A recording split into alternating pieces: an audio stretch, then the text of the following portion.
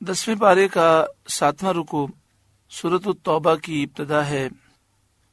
سورۃ توبہ مدنی سورت ہے، ہجرت کے بعد اس کا نزول ہوا۔ قرآن پاک کی ترتیب کے اعتبار سے اس کا نمبر 9 ہے اور قرآن پاک نازل ہونے کے اعتبار سے اس کا نمبر 113 ہے۔ اس میں 129 آیات ہیں اور 16 رکوع ہیں۔ بعض علماء کے نزدیک لقد جاءکم رسول من انفسکم سے لے کر آخر تک، یعنی آخری 2 آیتیں 128 اور 129، یہ بعض علماء کے نزدیک یہ مکی آیتیں ہیں، ہجرت سے پہلے ان کا نزول ہوا۔ اس سورت کے 10 نام ہیں، ان میں سے توبہ اور براءت 2 نام مشہور ہیں۔ اس سورت کے شروع میں بسم اللہ نہیں لکھی گئی۔ اس کی اصل وجہ یہ ہے کہ جبریل علیہ السلام اس سورت کے ساتھ بسم اللہ لے کر نازل ہی نہیں ہوئے تھے، اور نبی کریم صلی اللہ علیہ وآلہ وسلم نے بسم اللہ لکھنے کا حکم نہیں فرمایا۔ حضرت علی مرتضی رضی اللہ تعالی عنہ سے مروی ہے کہ بسم اللہ امان ہے، اور یہ سورت تلوار کے ساتھ امن اٹھا دینے کے لیے نازل ہوئی، اس لیے اس کے شروع میں بسم اللہ نہیں لکھی گئی اور نہ پڑھی جاتی ہے۔ بخاری نے حضرت برا سے روایت کیا کہ قرآن کریم کی سورتوں میں سب سے آخر یہی سورت نازل ہوئی۔ وہ کہ مشہور تو یہ ہے کہ اس کا نزول کے اعتبار سے نمبر 113 ہے، لیکن حضرت برا یہ فرماتے ہیں کہ اس کا نزول کے اعتبار سے نمبر 114 ہے۔ براءۃ من اللہ ورسولہ الی الذین عاہدتم من المشرکین، بیزاری کا حکم سنانا ہے اللہ اور اس کے رسول کی طرف سے ان مشرکوں کو جن سے تمہارا معاہدہ تھا اور وہ قائم نہ رہے۔ مشرکین عرب اور مسلمانوں کے درمیان معاہدہ تھا، ان میں سے چند قبیلوں کے سوا سب نے معاہدہ توڑ دیا، عہد شکنی کی۔ جن لوگوں نے عہد توڑ دیا ان کا عہد ساقط کر دیا گیا، اور حکم دیا گیا کہ 4 مہینے وہ امن کے ساتھ جہاں چاہیں گزاریں، ان سے کوئی تعارض نہ کیا جائے گا۔ اس عرصے میں انہیں موقع ہے کہ خوب سوچ سمجھ لیں کہ ان کے لیے کیا بہتر ہے، اور اپنی احتیاطیں کر لیں، اور جان لیں کہ اس مدت کے بعد اسلام منظور کرنا ہوگا یا قتل۔ یہ سورت سن 9 ہجری میں فتح مکہ سے 1 سال بعد نازل ہوئی۔ مکہ شریف فتح ہوا 8 ہجری میں، اور یہ سورت 1 سال کے بعد نازل ہوئی۔ رسول کریم صلی اللہ علیہ وآلہ وسلم نے اس سن میں حضرت ابو بکر صدیق رضی اللہ تعالی عنہ کو امیر حج مقرر فرمایا تھا۔ چونکہ حج فرض ہوا 9 ہجری میں، تو نبی اکرم صلی اللہ علیہ وآلہ وسلم نے حج کے لیے قافلہ روانہ فرمایا اور امیر حج حضرت ابو بکر صدیق رضی اللہ تعالی عنہ کو مقرر فرمایا۔ پھر ان کے بعد حضرت علی رضی اللہ تعالیٰ عنہ کو حجاج کے مجمع میں یہ سورت سنانے کے لیے پیارے آقا صلی اللہ علیہ وآلہ وسلم نے بھیجا۔ اس وقت فتح مکہ کے باوجود حج میں مسلمان بھی تھے اور کافر مشرک بھی تھے، چنانچہ حضرت علی رضی اللہ تعالیٰ عنہ نے 10 ذی الحجہ کو جمرہ عقبہ کے پاس کھڑے ہو کر ندا کی۔ 10 ذی الحجہ کو جو حاجی صاحبان ہوتے ہیں یہ مزدلفہ میں رات گزار کر پھر مزدلفہ میں فجر کی نماز پڑھ کر وہ 10 ذی الحجہ کو منی آتے ہیں، اور جمرہ عقبہ سے مراد ہے بڑا شیطان، جسے ہمارے عرف میں بڑا شیطان کہتے ہیں۔ وہاں پر آ کر 7 کنکریاں بڑے شیطان کو مارتے ہیں۔ پھر اس کے بعد حج تمتع کرنے والے، حج قران کرنے والے ان پر قربانی واجب ہے وہ قربانی کرتے ہیں، اور حج افراد کرنے والے پر قربانی واجب تو نہیں لیکن کر لے تو مستحب ہے۔ اس کے بعد وہ اپنے بال کٹواتے ہیں، احرام اتار دیتے ہیں اور پھر طواف زیارت کے لیے مکہ شریف جاتے ہیں۔ طواف زیارت کرنے کے بعد وہ پھر منا آتے ہیں اور 11-12 کی رمی کرتے ہیں، منا میں قیام کرتے ہیں۔ 11 کو اور 12 کو زوال کے بعد رمی کرنے کا وقت شروع ہوتا ہے۔ 11 اور 12 کو تینوں شیطانوں کو 7 کنکریاں ماری جاتی ہیں۔ 12 کے بعد جو جانا چاہیں وہ جا سکتے ہیں، اور جو رکنا چاہیں اور فضیلت حاصل کرنا چاہیں وہ 13 کو بھی کنکری مار کے پھر جاتے ہیں۔ تو حضرت علی رضی اللہ تعالیٰ عنہ 10 ذی الحجہ کو جمرہ عقبہ کے پاس کھڑے ہو گئے اور آپ نے ندا کی۔ اس وقت تمام حجاج، مسلمان بھی اور جو مشرک و کافر آئے تھے وہ بھی شیطان کو کنکریاں مار رکھے تھے۔ آپ نے فرمایا یا ایھا الناس، لوگوں، میں تمہاری طرف رسول کریم صلی اللہ علیہ وآلہ وسلم کا پیغام لے کر آیا ہوں، میں حضور کا قاصد ہوں۔ لوگوں نے کہا آپ کیا پیغام لائے ہیں؟ آپ نے سورہ توبہ کی، سورہ برات کی 30 یا 40 آیتیں تلاوت فرمائی، پھر فرمایا میں 4 حکم لایا ہوں۔ اس سال کے بعد کوئی مشرک کافر کعبہ معظمہ کے پاس نہ آئے، کوئی شخص ننگا ہو کر برہنہ ہو کر کعبہ معظمہ کا طواف نہ کرے، جنت میں مومن کے سوا کوئی داخل نہ ہوگا۔ جس کا رسول کریم صلی اللہ علیہ وآلہ وسلم کے ساتھ عہد ہے اور اس نے عہد شکنی نہیں کی، وہ عہد اپنی مدت تک رہے گا، اور جس کی مدت معین نہیں اس کی میعاد 4 ماہ پر پوری ہو جائے گی، اور جس نے عہد شکنی کر دی اس کو بھی 4 مہینے کی مہلت ہے۔ 4 مہینے کے بعد پھر یا تو وہ مکہ شریف میں رہے تو اسلام کے ساتھ رہے، یا مکہ شریف چھوڑ دے، اور اگر مکہ شریف میں رہے گا اور اسلام قبول نہیں کرے گا تو ہم اسے قتل کر دیں گے۔ مشرکین نے یہ سن کر کہا اے علی، اپنے چچا کے بیٹے یعنی سید عالم صلی اللہ علیہ وآلہ وسلم کو خبر دے دیجئے کہ ہم نے عہد پیٹھ کے پیچھے پھینک دیا، پس پشت پھینک دیا، ہمارے ان کے درمیان کوئی عہد نہیں سوائے نیزہ بازی اور تلوار بازی کے۔ اب نیزے چلیں گے، تلواریں چلیں گی اور ہم جنگ کریں گے۔ تو یہ کہہ کر تمام کافروں نے عہد توڑ دیے، لیکن پھر بھی 4 مہینے کی مہلت دی گئی۔ 4 مہینے کے اندر کچھ لوگ مکہ شریف چھوڑ کر چلے گئے، لیکن اکثریت اسلام سے متاثر ہوئی اور انہوں نے اسلام قبول کر لیا۔ اس واقعے میں حضرت صدیق اکبر رضی اللہ تعالیٰ عنہ کی خلافت کی طرف ایک باریک اشارہ ہے، ایک لطیف اشارہ ہے کہ حضور صلی اللہ علیہ وآلہ وسلم نے حضرت ابوبکر صدیق رضی اللہ تعالیٰ عنہ کو تو امیر حج بنایا، امام الحج بنایا، اور حضرت علی رضی اللہ تعالیٰ عنہ کو ان کے پیچھے سورہ برات پڑھنے کے لیے بھیجا۔ تو حضرت ابوبکر صدیق امام ہوئے اور حضرت علی مقتدی۔ اس سے حضرت ابوبکر صدیق رضی اللہ تعالیٰ عنہ کی تقدیم حضرت علی رضی اللہ تعالیٰ عنہ پر ثابت ہوئی۔ براءۃ من اللہ ورسولہ الی الذین عاہدتم من المشرکین، بیزاری کا حکم سنانا ہے اللہ اور اس کے رسول کی طرف سے ان مشرکوں کو جن سے تمہارا معاہدہ تھا اور وہ معاہدے پر قائم نہ رہے۔ فسیحوا فی الارض 4 اشہر، تو 4 مہینے زمین میں چلو پھرو۔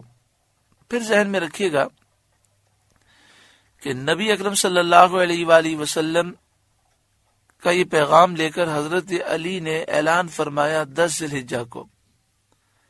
اب 4 مہینے کب پورے ہوں گے؟ محرم، صفر، ربیع الاول، ربیع الثانی۔ ربیع الثانی کی 11 تاریخ، 11 ربیع الثانی کو یہ 4 مہینے پورے ہوں گے۔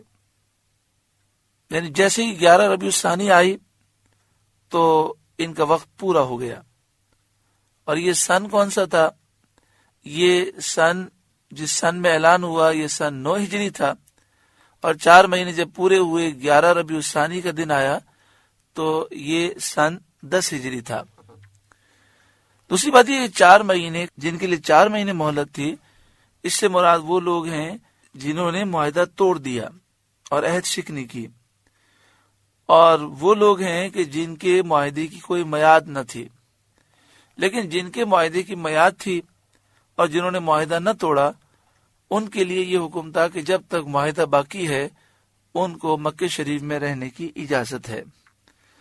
وَاعْلَمُوا أَنَّكُمْ غَيْرُ مُعْجِزِ اللَّهِ، اور جان رکھو کہ تم اللہ کو تھکا نہیں سکتے اور اس مہلت کے باوجود اس کی گرفت سے بچ نہیں سکتے.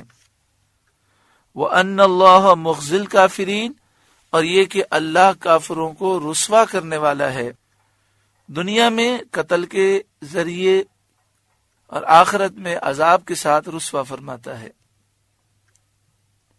وَأَذَانٌ مِّنَ اللَّهِ وَرَسُولِهِ إِلَى النَّاسِ، اور منادا پکار دینا ہے اللہ اور اس کے رسول کی طرف سے سب لوگوں میں.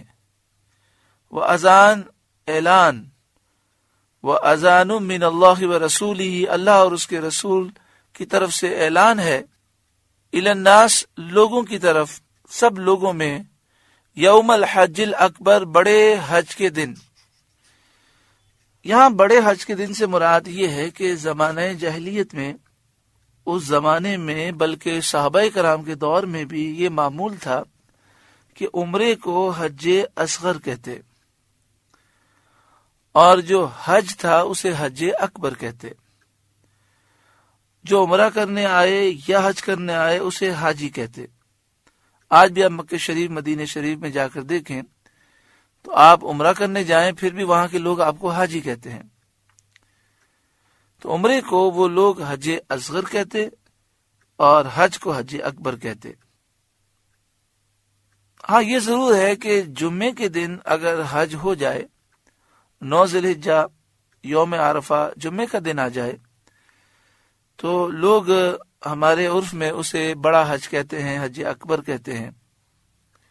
اس حج کو حج اکبر کہنے کی وجہ یہ ہے کہ نبی اکرم صلی اللہ علیہ وآلہ وسلم نے جب حج فرمایا تو 9 ذی الحجہ یوم عرفہ جمعے کو ہوا، تو اس لیے مسلمان اس حج کو جو جمعے کے دن ہو، حج وداع جو سرکار نے حج فرمایا آخری، اس کی یاد میں اسے حج اکبر کہتے ہیں. اور یہ مسئلہ بھی ذہن نشین رہے کہ حج کا ثواب تو بہت ہے، لیکن اگر جمعے کو حج ہو تو وہ حج 70 حج کے برابر ہے. مگر یہاں پر حج اکبر اس لیے کہا گیا کہ اس زمانے میں عمرے کو حج اصغر کہتے تھے اور حج کو حج اکبر کہتے تھے. یوم الحج الاکبر بڑے حج کے دن، ان اللہ بریء من المشرکین ورسولہ، کہ اللہ بیزار ہے مشرکوں سے اور اللہ کے رسول بیزار ہے مشرکوں سے. فَإِن تُبْتُمْ، تو اگر تم توبہ کرو، غداری سے توبہ کرو اور کفر سے توبہ کرو، فَهُوَ خَيْرٌ لَكُمْ، تو تمہارا بھلا ہے. وَإِن تَوَلَّيْتُمْ، اور اگر تم منہ پھیرو، ایمان لانے سے منہ پھیرو اور توبہ کرنے سے منہ پھیرو، فَاعْلَمُوا، خوب جان لو، أَنَّكُمْ غَيْرُ مُعْجِزِ اللَّهِ، تم اللہ کو نہ تھکا سکو گے. یہ بہت بڑی وعید ہے اور اس میں یہ اعلان کیا گیا کہ اللہ تعالی عذاب نازل کرنے پر قادر ہے.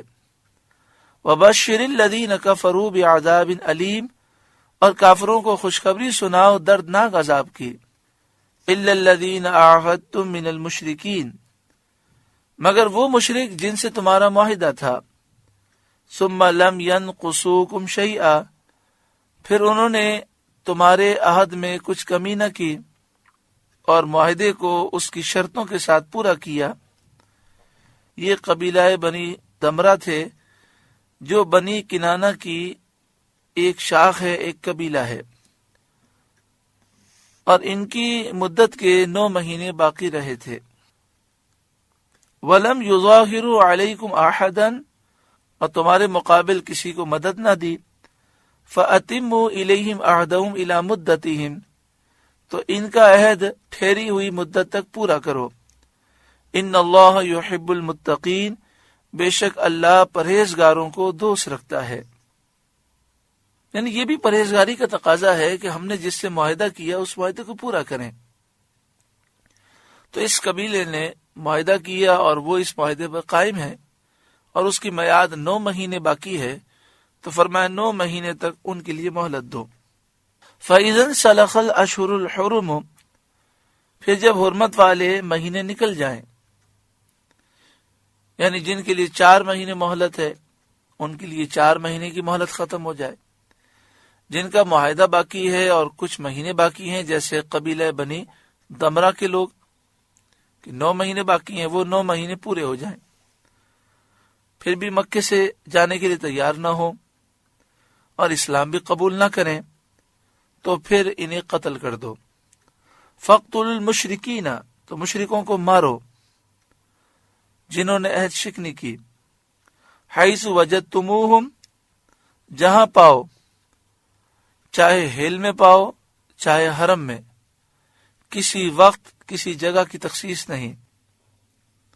وَخُذُوهُمْ، اور انہیں پکڑو، وَاحْصُرُوهُمْ، اور قید کرو، وَاقْعُدُوا لَهُمْ كُلَّ مَرْصَدٍ، اور ہر جگہ ان کی طاق میں بیٹھو۔ تو یہاں ان لوگوں کا ذکر کیا گیا کہ جنہوں نے عہد شکنی کی انہیں 4 مہینے کی مہلت دی گئی، 4 مہینے گزر جائیں اور یہ اسلام بھی قبول نہ کریں اور مکہ شریف بھی نہ چھوڑیں تو انہیں قتل کر دیا جائے۔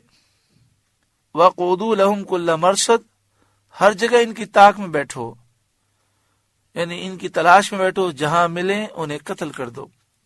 فَإِن تَابُوا، پھر اگر وہ توبہ کریں، شرک اور کفر سے توبہ کریں اور ایمان قبول کریں، وَأَقَامُوا الصَّلَاةَ، اور نماز قائم رکھیں، وَآتَوُا الزَّكَاةَ، اور زکوٰۃ دیں، فَخَلُّوا سَبِيلَهُمْ، تو ان کا راستہ چھوڑ دو، یعنی انہیں قید سے رہا کر دو اور ان سے کوئی تعرض نہ کرو اگر یہ مومن ہو جائیں، نماز قائم کریں، زکوٰۃ دیں۔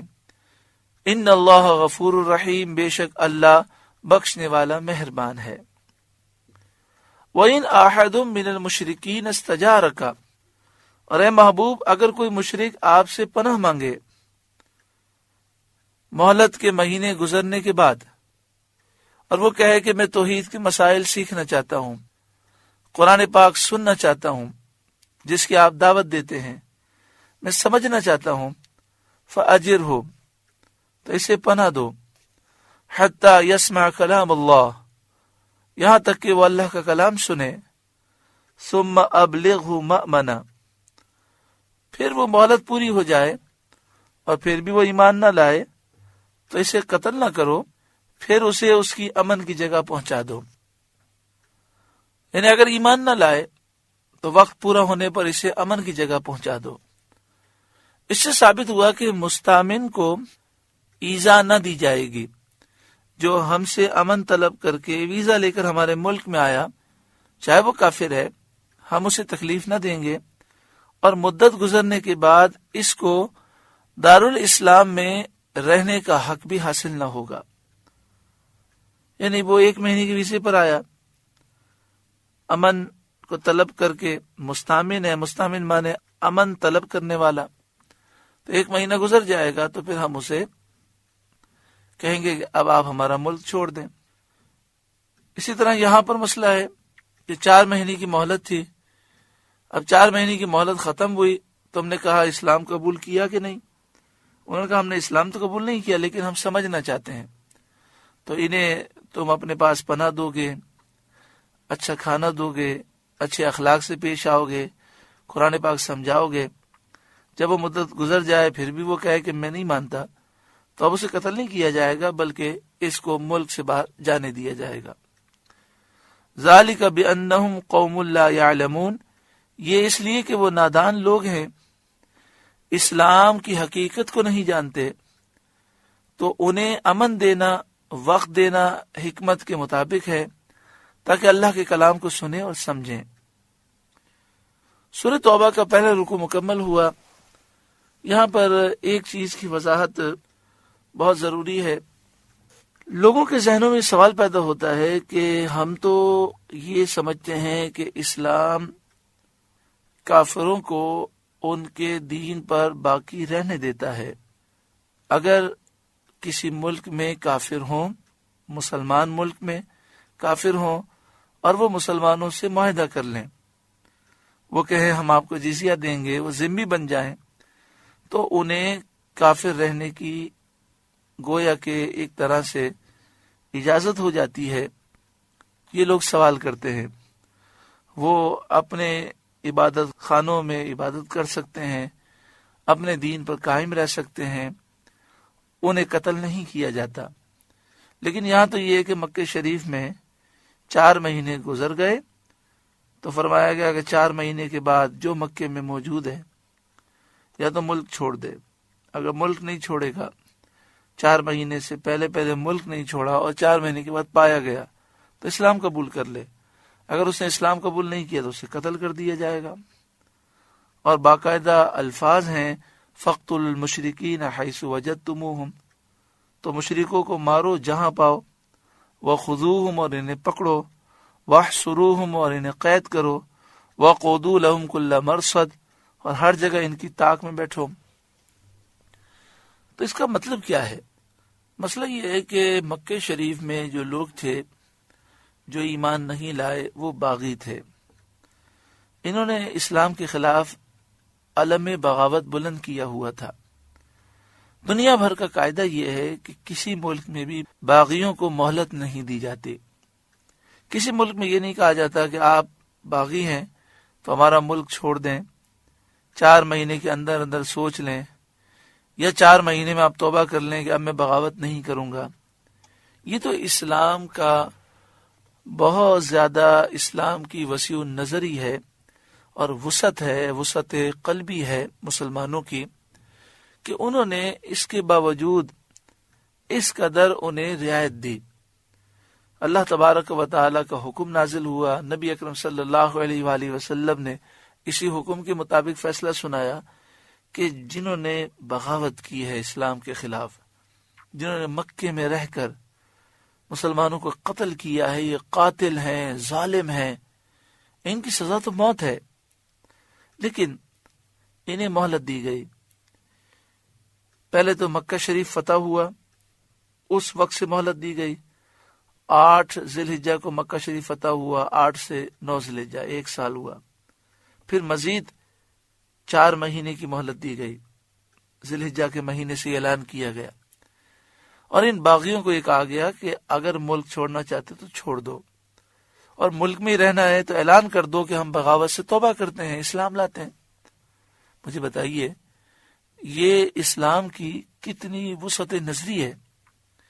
کیا دنیا میں آپ نے کسی ملک کو دیکھا کہ جس میں باغی رہتے ہوں اور باغیوں کو پہلے 1 سال کی مہلت دی جائے اور پھر اس کے بعد 4 مہینے کی مہلت دی جائے کہ ملک سے جانا ہے تو چلے جاؤ، اور ملک میں رہنا ہے تو بس اتنا اعلان کر دو کہ ہم بغاوت سے اعلان کرتے ہیں۔ اب یہ کیسے پتہ چلے کہ یہ بغاوت سے اعلان کر رہے ہیں کہ اب ہم بغاوت نہیں کریں گے؟ تو اس کا فرمایا فَإِن تَابُوا وَأَقَامُوا الصَّلَاةَ، اگر وہ توبہ کر لیں، نماز قائم رکھیں، زکوٰۃ دیں، تو اس کا مطلب یہ ہوا کہ یہ اب اسلام کے باغی نہیں ہیں۔ تو یہ خاص باغیوں کے لیے حکم تھا، ورنہ آپ دیکھیں مدینہ شریف میں یہودیوں کے قبیلے تھے جن سے نبی اکرم صلی اللہ علیہ وسلم نے معاہدہ کیا تھا، وہ مدینہ شریف میں رہتے تھے۔ اس کے علاوہ کئی علاقے فتح ہوئے۔ حضرت عمر رضی اللہ تعالیٰ عنہ کے دور حکومت میں کئی ملک فتح ہوئے، لاکھوں مربع میل کی سلطنت پر آپ کی حکومت تھی۔ تو آپ نے تو کافروں کے قتل کا حکم نہیں دیا کہ قتل عام کیا جائے، وہاں یہ تھا کہ جو اسلام لے آئے تو سبحان اللہ، اور جو اسلام نہ لے کر آئے تو وہ مسلمانوں سے معاہدہ کر لے، اور یہ معاہدے میں وہ لکھ دے کہ میں اسلامی سلطنت کو نقصان نہیں پہنچاؤں گا۔ ہاں اس میں بھی کوئی بغاوت کرے تو بغاوت کی سزا تو موت ہے۔ یہ تو ہر ملک اور ہر قوم کا قاعدہ ہے۔ بس افسوس کی بات یہ ہے کہ دین سے دوری کی وجہ سے، نا سمجھی کی وجہ سے ہم اپنے مسلک کو، اپنے دین کو سمجھتے نہیں ہیں، اور پھر جب کافر اعتراض کرتا ہے تو فوراً پریشان ہو جاتے ہیں۔ کافر اپنی باتوں کو جو غلط ہوتی ہیں انہیں بھی ایسا گھما پھرا کر پیش کرتے ہیں کہ وہ اچھی لگتی ہیں، اور ہماری باتیں صحیح ہوتی ہیں، کافر اس کو ایسا غلط ویو دیتے ہیں کہ صحیح باتیں بھی غلط محسوس ہوتی ہیں، اور ہمیں علم تو ہوتا نہیں ہے، وہ فوراً تبصرے شروع کر دیتے ہیں۔ کبھی بھی کوئی کافر، یہودی، عیسائی، ہندو یا بد عقیدہ، بد مذہب اعتراض کرے تو صحیح العقیدہ عالم سے رجوع کریں، پہلے سمجھیں کہ ہمارا مسلک کیا ہے، ہمارا مذہب کیا ہے، ہمارا دین کیا ہے، پھر اس کا اعتراض جو اس نے کیا ہے اس میں کتنی اس نے تبدیلی کی ہے۔ پہلے وہ لوگ ہم پر جھوٹا الزام لگاتے ہیں، ہمارے قاعدے کو غلط بیان کرتے ہیں اور پھر اسی پر الزام لگاتے ہیں۔ اللہ تبارک و تعالی ہر ایک کو عقل سلیم عطا فرمائے اور کافروں کے مکر و فریب سے محفوظ فرمائے۔ آمین بجاہ سید المرسلین صلی اللہ علیہ وآلہ وسلم۔ اللہ